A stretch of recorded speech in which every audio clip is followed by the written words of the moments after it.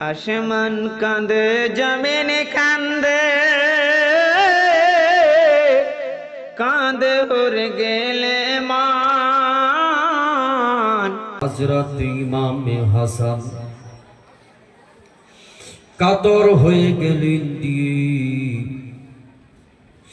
আমার ইমামে হাসান নবী মুস্তাফার নওয়াসা বলছে ওই বিষ পান করার ফলে আমার কলিজা যেন জ্বলে ছারখার হয়ে যাচ্ছে, এত ভিতরে জ্বালা পোড়া করছে, বরদাস্ত হয় না, আমি আর বরদাস্ত করতে পারলাম না। হযরত ইমামে হাসান বলছি নিজ ছেলেকে বলে, বেটা রে ও কাসিম বেটা, শোনো শোনো, বদ হয় আমি বেশিক্ষণ বাঁচব না রে বেটা, যাও দিয়ে তাড়াতাড়ি করে চলে যাও, তাড়াতাড়ি করে তোমার চাচা যান ইমামে হোসেন কি আমার কাছে ডেকে নিয়ে আসো। হযরত ইমামে হাসান বলছেন দিয়ে, বেটা কাসিম যাও দিয়ে তোমার চাচা জানকে ডেকে নিয়ে আসো। বদ হয় আর কিন্তু কিছু লোকের পছন্দ হয়নি।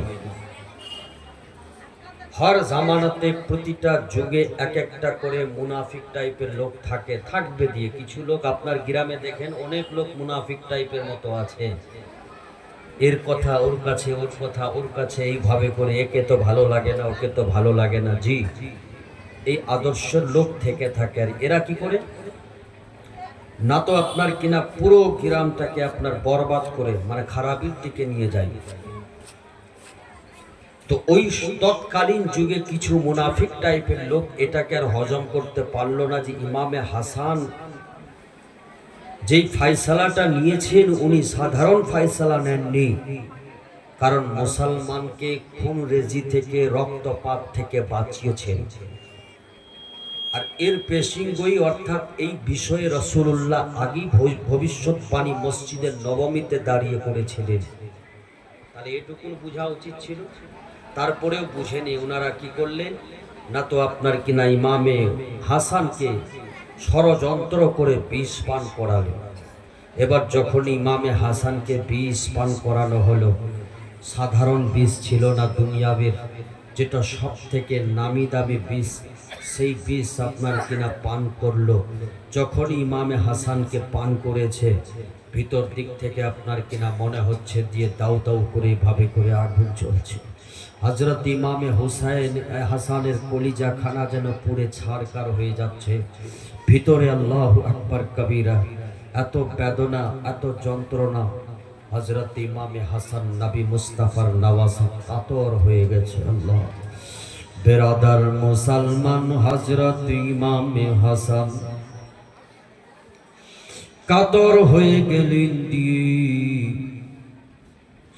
আমার ইমামে হাসান নবী মুস্তাফার নওয়াসা বলছে ওই বিষ পান করার ফলে আমার কলিজা যেন জ্বলে ছারখার হয়ে যাচ্ছে, এত ভিতরে জ্বালা পোড়া করছে, বরদাস্ত হয় না, আমি আর বরদাস্ত করতে পারলাম না।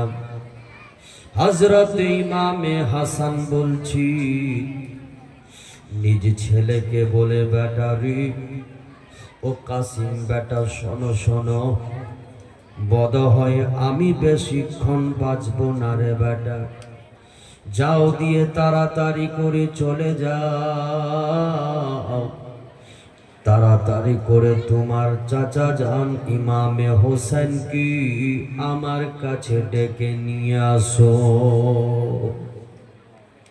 হযরত ইমামে হাসান বলছেন দিয়ে, বেটা কাসিম যাও দিয়ে তোমার চাচা জানকে ডেকে নিয়ে আসো, বদ হয় আর বাঁচবো না, দিয়ে তাড়াতাড়ি করে যাও। এখানে একটা কথা আগে ক্লিয়ার করে দিই, যাহারা বলছে দেখবেন ঝাড়নিতে বলেন চাই আর বিভিন্ন জায়গাতে বা কিছু লেখক লিখেছে যে জাইদা বিষ পান করিয়েছিল ইমামে হাসানকে। আসলে জাইদা বিষ পান করাননি পৃথিবীর কোনো কিতাবে দেখাতে পারবে না, এটা চ্যালেঞ্জ। কারণ একটাই, কিছু শিয়া সম্প্রদায়ের লেখক এইভাবে করে বানোয়াট কথা লিখে দিয়েছে। যখন নবী মুস্তাফা সাল্লাল্লাহু তাআলা আলাইহি ওয়াসাল্লাম, তোমাদের আরতেরও অভাব আছে, এখানে মুখটা লাগলেই লাগছে।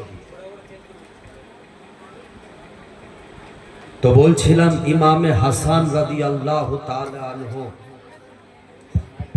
নিজের কাতিলদের কথা বলেননি কোনোদিনও।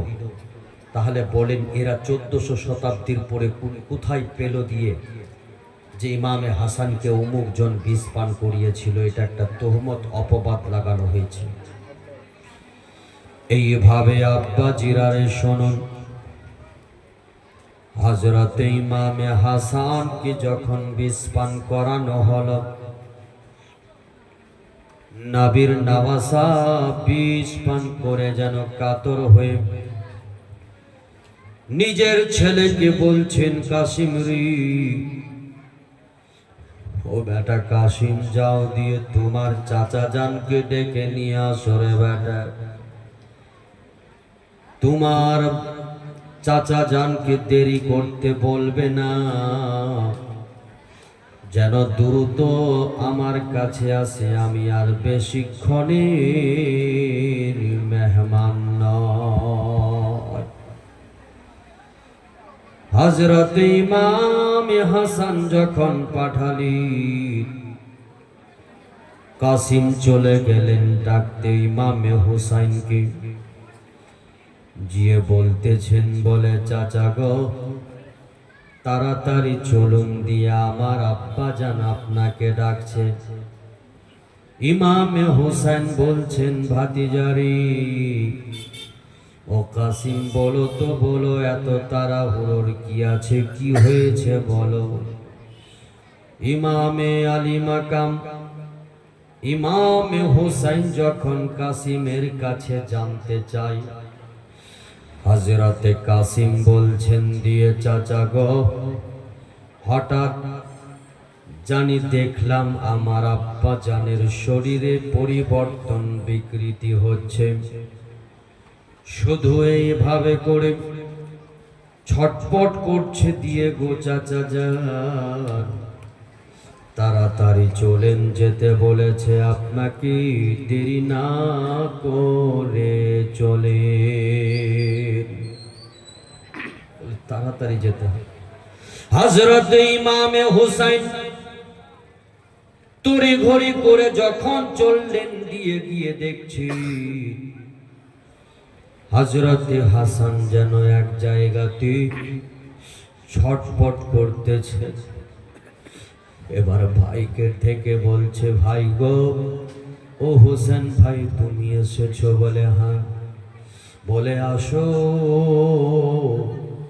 আমার বুকে লেগে যাও ভাই। হযরত ইমামে হুসাইনকে বুকে টেনে জড়িয়ে ধরলেন, বলছে, ও ভাই হুসাইন,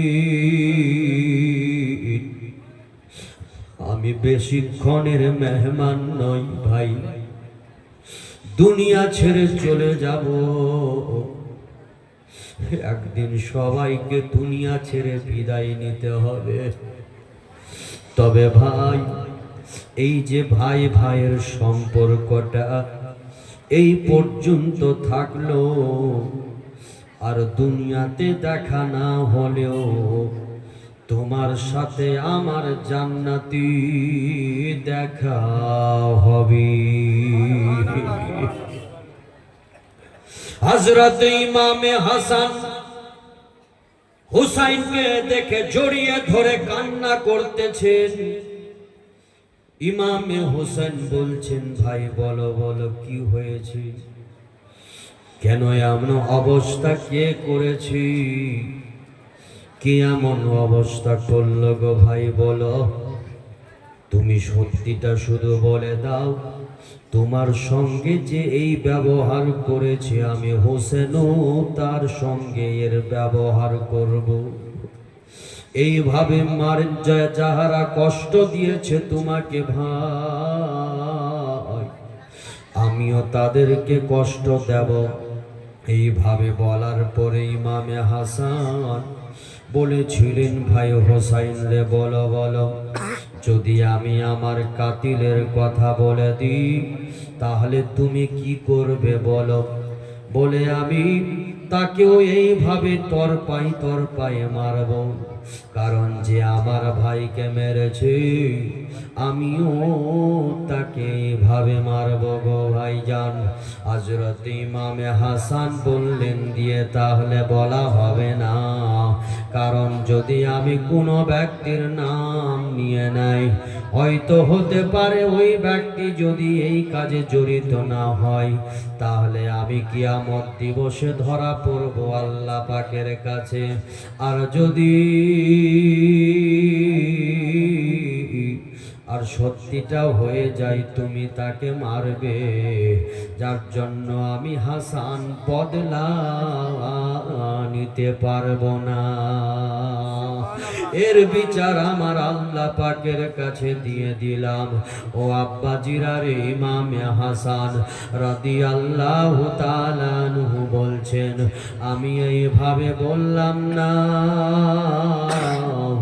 আমি আমার কাতিলের কথা বললাম না। হযরতে ইমামে হাসান যখন বলে নাই, একটা কথাই বলেছিলেন, বলে, ভাইজান ও হোসেন রে, আমি দেখতে পাই আমার চোখের সামনে শুধু কারবালার ভয়ানক মঞ্জরখানা ভেসে উঠেছি। ও ইমামে হুসাইন ভাই, কারবালার সব থেকে বড় একটা ময়দানে তোমার সঙ্গে যেন কিছু লোকের, যারা দিনকে মিটানোর চেষ্টা করবে, তাদের সঙ্গে লড়াই হবে। ওই সমতি এই নবী বংশের ফুলের বাগানখানা কি তারা উজাড় করার চেষ্টা করবে। অতএব আমি দেখতে পাই কারবালার সরজমিনে ছোট্ট ছোট্ট বাচ্চাদের উপরে ঘোড়া দৌড়াই। এইভাবে করে আউন মুহাম্মাদের লাশের উপরই ঘোড়া যেন দৌড়াচ্ছে যেন এমন সমতি আলী আকবর আলী আব্বাসের লাশের উপরে ঘোড়া দৌড়াই। তাদের বাজু যেন ছিদ্র হয়ে যায়, এদিকে মস্তিষ্ক কেটে ফেলা হয়েছে, এদিকে দেখতে পাই দিয়ে পর্দা নসীমা বন্ধের খিমাগুলোকে জ্বালিয়ে দেওয়া হয়েছে। ও আব্বাজিরারি, আমার হাসান ডেকে ডেকে বলছে হুসাইনকে, ভাই ওই সব থেকে বড় পরীক্ষা তোমার হবে। ওই সময় তুমি নানার দিনের হেফাজতের জন্য কারবালার সরজমিনে থাকবে রে হুসাইন। যদি গর্দন দেওয়ার প্রয়োজন হয় দিয়েও, আমার নানা মুস্তাফার দিনের পরচম কারবালার সরজমিনে গেড়ে আসবি। আমি দেখতে পাচ্ছি